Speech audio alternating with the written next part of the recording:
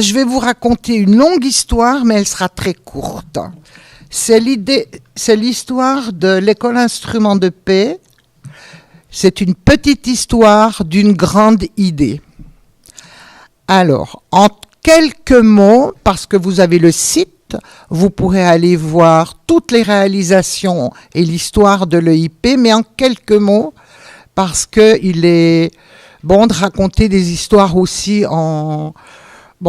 pour les enfants comme pour les adultes, raconter une histoire, parfois, c'est mieux que n'importe quel texte, déclaration ou convention. Donc l'histoire, je vais vous la raconter en allant assez vite. Cet homme que vous voyez là, Jacques Multaler, il vient de recevoir à l'UNESCO le prix Comenius, la médaille Comenius, en reconnaissance pour toute l'œuvre qu'il avait réalisée depuis qu'il a créé l'école instrument de paix. Alors, comment lui est venue cette idée, dans les années 50, de créer une association qui s'appelle École instrument de paix? Jacques Multaler était binational, suisse et français. En 1940, il a refusé de faire la guerre. Il est revenu en Suisse, donc il a déserté l'armée parce qu'il a refusé de tuer. Il s'est installé à Genève et il a ouvert une maison de distribution de livres scolaires, de manuels scolaires et de livres pour la jeunesse. Donc, en 1942, son grand frère meurt à la guerre. En 1960, son deuxième frère meurt à la guerre d'Algérie. Il s'est dit, c'est pas possible de continuer comme ça, il faut que je fasse quelque chose pour la paix. Et comme il était distributeur de manuels scolaires et qu'il avait une maison d'édition, il s'est aperçu que dans ces manuels scolaires officiels, il y avait du racisme, de la discrimination, et on empoisonnait, comme il disait très justement, l'esprit de nos enfants en les élevant les uns contre les autres. Je vous rassure, dans certains manuels scolaires, c'est encore le cas. Donc, nationalisme, discrimination. Donc, il s'est dit, si on continue d'enseigner de cette façon-là, il y aura toujours la guerre. Donc, commençons par modifier les manuels scolaires en faveur du respect de l'autre. Donc, c'est tout un combat dans les années 60 qu'il a entrepris. Et il a fait un tour du monde pour aller voir si dans un pays, on enseignait dans les écoles la paix. On ne parlait pas de droits de l'homme encore à l'époque. Il a fait son tour du monde, il a rencontré les plus grands de ce monde, y compris Mao Tse-tung, il est allé en Égypte, en Turquie, toujours à ses frais. C'est toujours lui qui payait ses voyages. Et quand il est rentré de son voyage, il a dit, dans aucune école au monde, on enseigne la paix. Donc, je vais créer une association dont l'objectif sera l'éducation à la paix, les droits de l'homme étant venus plus tard. Alors voilà, il se passe du temps. Moi, je l'ai rencontré un jour, il m'a convaincu. Je suis rentrée à l'EIP en 1976, vous voyez, ça fait 40 ans. Et la première tâche de l'école instrument de paix, ça a été de sensibiliser.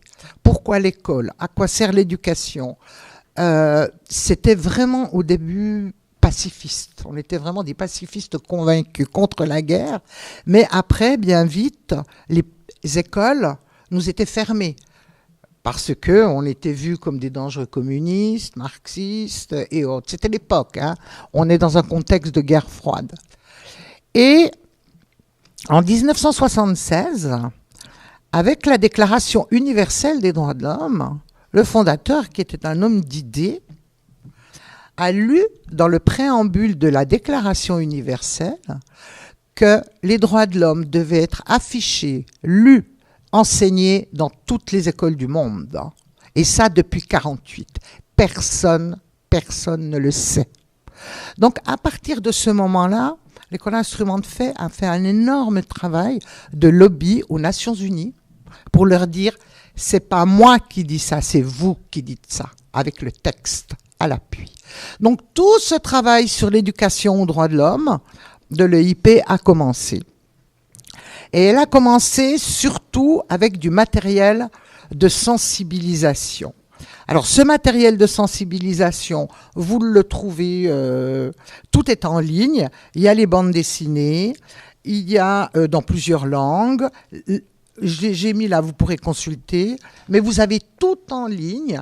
Et la dernière réalisation, c'était le DVD Droits et libertés pour tous. Ce sont des courts-métrages de 6 minutes qui servent à faire une introduction aux droits de l'homme dans le cadre d'un cours, par exemple. Les collégiens aiment beaucoup ça. Et ça, c'est un matériel qui est très utile. Et la prochaine publication de l'EIP sera ce qu'on appelle un serious game. Ça veut dire que c'est une tablette pour les jeunes et pour les professeurs, parce qu'il faut s'adapter. Nous, on s'était adapté de l'écrit à l'image. Maintenant, il faut qu'on s'adapte également à Internet. Donc, on va se lancer dans la production d'un serious game sur le cyberharcèlement et les discriminations. Parce que c'est ce qui apparaît être ici, dans les écoles en tout cas ici, le problème le plus frappant et face auquel les enseignants sont démunis. Donc, après avoir sensibilisé, après avoir convaincu plusieurs ministères de l'éducation, les enseignants nous ont demandé, mais comment moi je fais dans ma classe? Vous avez du matériel, c'est bien, mais pour enseigner, quelle pédagogie, quelle méthodologie? Et c'est là où, à la demande des enseignants, l'EIP a créé le CIFEDOP en disant on va créer un centre para-universitaire qui, lui, ne fait pas de politique à l'ONU, ne prend pas des positions politiques, ne harcèle pas les gouvernements pour qu'ils enseignent les droits de l'homme, mais qui va former les enseignants et les formateurs. Donc, pendant une trentaine d'années, les sessions de formation du CIFEDOP étaient surtout pour les enseignants dans les écoles, c'est-à-dire la méthodologie, la pédagogie, le matériel.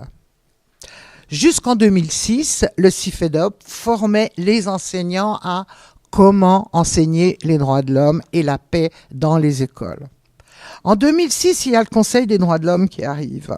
On ne pouvait plus travailler de la même façon parce qu'avant le Conseil, l'ONU ne s'occupait pas d'éducation aux droits de l'homme, c'était les agences spécialisées telles que l'UNESCO, le Conseil de l'Europe ou l'UNICEF ou d'autres institutions. Mais en créant le Conseil des droits de l'homme, une part très importante à l'éducation et la formation aux droits de l'homme figure dans la résolution que vous aurez sur la clé qu'on va vous donner. Et le premier texte qu'a adopté le Conseil des droits de l'homme, à l'initiative de la Suisse et du Maroc, a été le texte de la déclaration sur l'éducation et la formation dans le domaine des droits de l'homme. Donc pour la première fois, la création du Conseil des droits de l'homme attache une importance à l'éducation et la formation dans le domaine des droits de l'homme. L'EIP a travaillé beaucoup sur l'élaboration de cette déclaration avec le groupe de travail expert, avec d'autres ONG aussi, évidemment. Il en a résulté une déclaration qui a été adoptée par le Conseil puis par l'Assemblée générale, déclaration qui figure dans les documents mais que vous avez aussi sur le site et que vous aurez dans votre texte. Donc ça a été de grandes négociations. Comme vous savez, les textes que l'on adopte à l'ONU, les ONG peuvent participer à l'élaboration, mais après, il y a les États. Et les États, ils coupent, je ne veux pas ça, je ne veux pas ça, je ne veux pas ça. Donc, nous, on s'est battu, on a perdu sur l'article 1er, parce que les États n'ont pas voulu que dans l'article 1er, vous savez, au niveau catégorie, l'article 1er est le plus important. Prenez la Déclaration universelle, par exemple. Ils n'ont pas voulu reconnaître que l'éducation aux droits de l'homme était un droit fondamental. dans son article premier. Ce qui est fondamental, ce qui a été adopté, vous verrez, c'est que l'éducation ils ont confondu, non, ils n'ont pas confondu, mais attendez, je suis un petit peu fatiguée. Ils ont parlé, eux, plus de l'information dans le domaine de l'éducation aux droits de l'homme est importante. Alors que nous, on voulait que le droit à l'éducation aux droits de l'homme soit un droit fondamental. Alors, je ne vais pas vous citer tous les pays qui avaient cette position. Bon, la Suisse et le Maroc n'étaient pas très contentes et d'autres pays, surtout latino-américains, nous ont beaucoup aidés, mais ça n'a servi à rien. Mais alors, ce sont principalement l'Égypte, l'Algérie, blablabla, plus, ce qui vous étonnera peut-être, les États-Unis étaient contre, l'Angleterre était contre. Bon, les pays nordiques étaient pour, bien évidemment. Alors, pour d'autres raisons, mais pour vous montrer à quel point c'est difficile d'adopter un texte qui soit satisfaisant. Néanmoins, ce texte existe. Personne ne le connaît. Enfin, qui parmi vous connaît cette déclaration? Ok. Donc, ça veut dire que votre État ne fait pas ce qu'il doit faire, parce que normalement, les déclarations, au moins, quand on devrait être distribuées, personne ne le sait, personne ne le fait. Donc, il revient aux ONG, à nous, de distribuer cette déclaration, parce qu'en même temps, même si ce n'est pas un texte contraignant, elle vous protège. Mais non, les Nations Unies, vous avez adopté cette déclaration qui est un peu le pendant de la Déclaration universelle des droits de l'homme. Bon. Alors, voilà pour ce qui est de cette déclaration. Maintenant, j'en reviens à l'EIP avant de donner la parole à Natalia. L'EIP est un mouvement comme toute ONG. Son siège est à Genève. Elle a des sections nationales dans les pays. J'aimerais juste dire qu'ici, nous avons le plaisir d'accueillir l'EIP Mali, qui travaille au Mali, qui fait de la formation de formateurs. Nous avons par exemple en Côte d'Ivoire une section nationale, nous en avons au Burkina Faso, nous en avons en Asie, voilà. C'est très simple d'être section nationale de l'EIP parce que nous ne sommes pas administratifs. Il faut simplement respecter deux conditions. Laïcité. La laïcité étant très importante parce que ce qui pose certains problèmes dans certains pays, je sais, mais la laïcité, on ne peut pas, au nom de l'EIP, parler de religion, mais on a la liberté de pratiquer sa religion, hein. On ne rentre pas dans la vie privée, mais on ne peut pas utiliser le nom de l'EIP pour faire du prosélytisme religieux et apolitique. On n'est ni de gauche, ni de droite, ni écolo, ni autre. On a le droit, nous-mêmes, de militer. Mais quand on travaille pour l'EIP, il faut respecter ces deux conditions-là. C'est extrêmement important et je suis très vigilante là-dessus. Si je sais que le nom de l'EIP est utilisé en termes politiques ou religieux, là, c'est immédiatement l'exclusion. Donc c'est très très facile. Alors l'EIP peut vous offrir plusieurs possibilités. Soit vous donner une aide pour la traduction, par exemple, de certains matériels pédagogiques que vous pourriez adapter à votre contexte. C'est le cas avec Natalia et l'Ukraine qui ont traduit certains documents pertinents. Tout n'est pas forcément pertinent dans vos contextes. Et puis, elle a également, de par son statut consultatif, la possibilité de faire entendre votre voix quand il s'agit du Conseil des droits de l'homme ou de l'EPU, mais pas uniquement. Également quand il s'agit des comités conventionnels, au niveau des droits de l'enfant, au niveau des droits de la femme, au niveau des droits socio-économiques et culturels. Si vous avez un rapport, si vous voulez venir, on peut vous donner le statut. Donc vous pouvez passer par nous. Nous, on peut être votre relais si vous le souhaitez. Donc voilà un petit peu globalement ce que fait l'EIP. Elle fait beaucoup d'autres choses, mais on en parlera après la pause si jamais vous avez des questions plus concrètes.